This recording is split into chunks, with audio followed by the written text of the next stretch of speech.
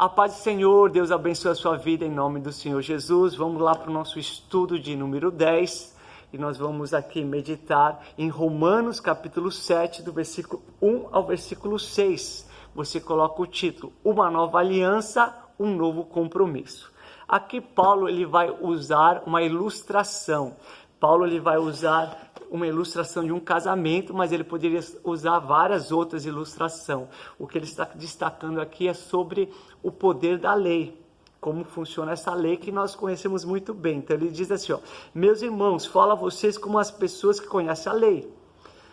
Acaso vocês não sabem que a lei tem autoridade sobre alguém apenas quando ele está vivo? Ele vai colocar esse exemplo. Por exemplo, pela lei, a mulher casada está ligada ao seu marido enquanto ele estiver vivo, mas se o marido morrer, ela estará livre da lei do casamento. Ele vai colocar essa ilustração do casamento e algo muito diferente. Lá em 1 Coríntios, Paulo está respondendo por meio da carta questões a respeito do casamento. Aqui ele está apenas usando uma ilustração e o ponto não é o casamento, o ponto é sobre essa lei, como que funciona uma lei. Ele podia usar várias outras ilustrações falando de leis, podia usar a lei de trânsito, podia usar outras leis, mas aqui ele está falando que enquanto a mulher ela tem uma aliança com seu marido, os dois estão ligados um ao outro, mas se um morrer, ela está livre para poder casar novamente, né? Isso que diz a lei, porque enquanto ela estiver casada, se ela casar com outra pessoa, ela comete adultério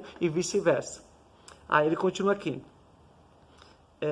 Por isso, se ela se casar com outro homem, enquanto seu marido ainda estiver vivo, será considerada adúltera, mas se o marido morrer, ela estará livre daquela lei. E mesmo que venha se casar com outro homem, não será adúltera. Ou seja, a lei, ela perde o vigor, ela perde a autoridade.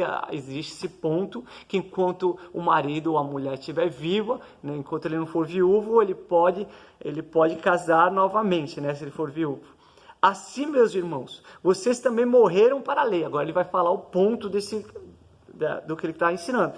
Por isso, meus irmãos, vocês também morreram para a lei por meio do corpo de Cristo, né? Ou seja, ele está falando que nós éramos casados com a lei, mas agora a lei morreu, vamos entender isso, para pertencer a outro, ou seja, éramos casados com a lei, mas agora a lei morreu e agora vamos casar com o outro, ou seja, com Jesus Cristo, com a graça.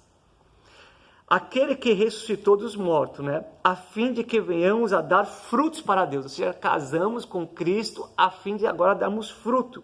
Pois enquanto éramos controlados pela carne, as paixões pecaminosas, despertadas pela lei, atuavam em nosso corpo, de forma que dávamos fruto para a morte. Ou seja, enquanto a gente ainda estava casado com a lei, os nossos frutos, um casamento gerava fruto para a morte. Mas agora morremos para aquilo que antes nos prendia. Fomos libertados da lei para que sirvamos conforme um novo modo do Espírito, e não segundo a velha forma da escrita, ou seja, uma nova aliança e um novo compromisso. Para entendermos isso de uma maneira simples, vou falar um pouco do rei Davi. Davi era um jovem, Davi ele foi servir num palácio de Saul, Davi vencia as batalhas e de repente o sogro dele, Saul, tinha ciúme dele, tinha inveja dele e quis armar uma armadilha para ele. Ofereceu que ele deveria se casar com uma das filhas dele, né?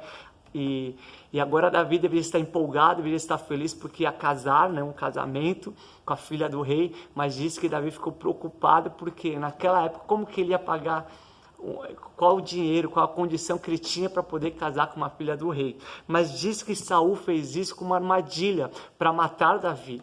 E diz que como Saul sabia que Davi não tinha um dinheiro para pagar ali pelo casamento, ele lançou um desafio, que ele tinha que entrar no arraial, ou seja, no território dos filisteus, e matar 100 filisteus e trazer ali a prova, né, que ele tinha matado 100 filisteus, a fim que Davi morresse. Mas diz que Davi foi lá e não só matou 100 filisteus, matou os 200 e fez a prova e casou. Só que Mical, que foi a primeira esposa dele, é aquela passagem que Davi, na sua maior conquista, nada ele fez de mais, que trouxe mais alegria a ele, que foi restaurar, trazer a arca da aliança para ali para sua cidade, e quando estava celebrando na alegria, Mical, a esposa dele, rejeitou, desprezou, não entendeu aquele mover do Espírito e amaldiçoou Davi. E por causa disso diz que o casal nunca gerou filhos. Por causa disso eles não tiveram fruto, né? Ou seja, aquele casamento não foi era um casamento que tinha uma opressão, era um casamento que era um acordo, era uma lei. Teve um propósito, querer matar ele, e depois o propósito foi não frutificar. E depois é interessante que a segunda esposa, Davi casou 8 vezes, isso mesmo.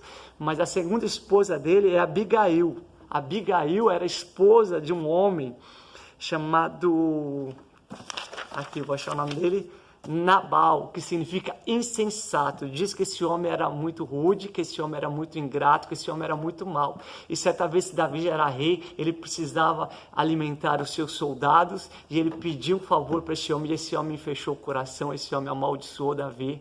E por causa disso, Davi pegou lá 400 homens e ia exterminar aquele homem e todos os homens daquela grande propriedade, daquele território. Mas agora aparece essa Abigail e diz que o nome dela é Bom Senso. Ela se humilhou na presença de Davi, pediu perdão pelo seu marido, evitou uma matança, evitou um problema maior, e diz que por causa disso Davi não tocou naquele homem, mas aquele homem veio morrer. Assim que aquele homem morreu, ele morreu, ficou rígido, endurecido e morreu. Depois de 10 dias disso aí que aconteceu, diz que Davi foi lá e casou com Abigail, ou seja, 2 alianças, 2 compromissos. O primeiro compromisso, Davi deixou de ser um jovem solteiro para se casar, mas aquele casamento não foi bom. E agora o segundo, ele se casa com uma mulher que diz que ela era inteligente, bonita e era uma grande intercessora, né? E ali trouxe filhos,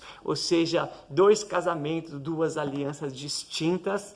E aqui representa o quê? Um debaixo da lei, outro debaixo da graça. Foi um favor de Deus abençoar. É assim que nós temos que entender, agora trazendo novamente para o Novo Testamento, é assim que Paulo está ilustrando, que o casamento, né, antes os judeus estavam casados com uma lei, e era algo assim que trazia morte, que trazia vingança, que trazia um desafio, que você tinha que fazer obras para conquistar algo. Foi o que Davi fez. Ele teve que matar 100, 200 homens, se arriscando, né, transpirou, suou, se esforçou para conquistar algo. E agora a graça não, o próprio Deus abençoou agora com Abigail e trouxe muita alegria, muita paz para o rei. Ou seja, é assim, a graça é assim, a graça é um favor imerecido, a graça, Deus nos abençoou. Então nós não estamos mais debaixo da lei, nós estamos debaixo da graça.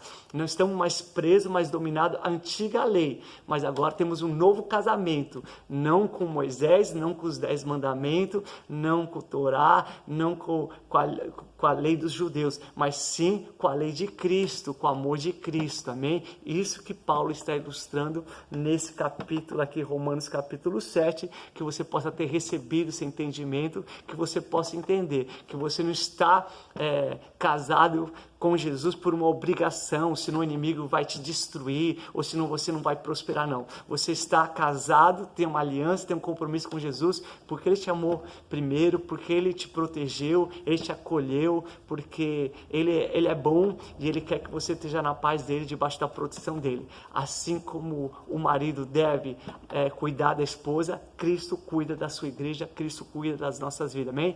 A Jesus toda a honra, toda a glória, todo o louvor. Lembre-se, Jesus tem um compromisso contigo, você está debaixo de uma aliança, não é por julgo, não é por obrigação, é graça, é favor imerecido, amém? Deus te abençoe em nome de Jesus.